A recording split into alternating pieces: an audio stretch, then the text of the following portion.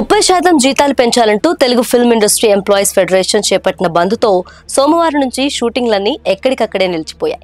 భారీ బడ్జెట్తో సినిమాలు ప్లాన్ చేస్తున్న నిర్మాతలంతా ఈ బంద్ కారణంగా ఇబ్బందులు పడుతున్నారు. ఈ బంద్ కారణంగా ప్రస్తుతం నిర్మాణంలో ఉన్న సినిమాలు ఆగడంతో తీవ్ర నష్టానికి గురవుతామని అంటున్నారు. చాలా దశాబ్దాలుగా ఫెడరేషన్ సభ్యులతో కలిసి పనిచేస్తున్న తామంతా ఈ నిర్ణయాన్ని ఖండిస్తున్నట్లు చెబుతున్నారు.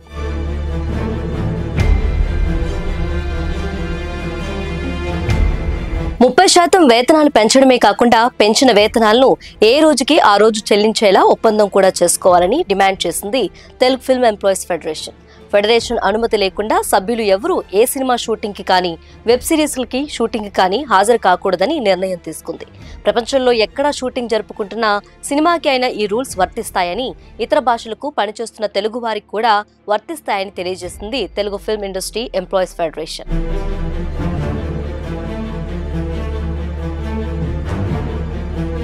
ఫిల్మ్ వర్కర్స్ ఫెడరేషన్ బంద్ పిలుపివ్వడంతో దీనిపై ఫిల్మ్ ఛాంబర్ ఎలాంటి నిర్ణయం తీసుకుంటుందా అన్నది సస్పెన్స్ గా మారింది.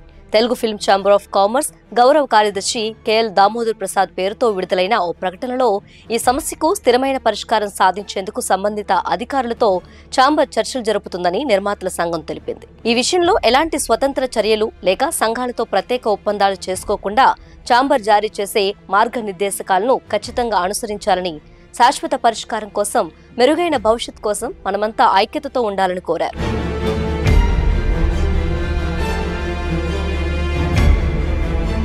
టాలీవుడ్ సమ్మెపై పలువురు నిర్మాతలు సోషల్ మీడియా వేదికగా రియాక్ట్ అవుతున్నారు.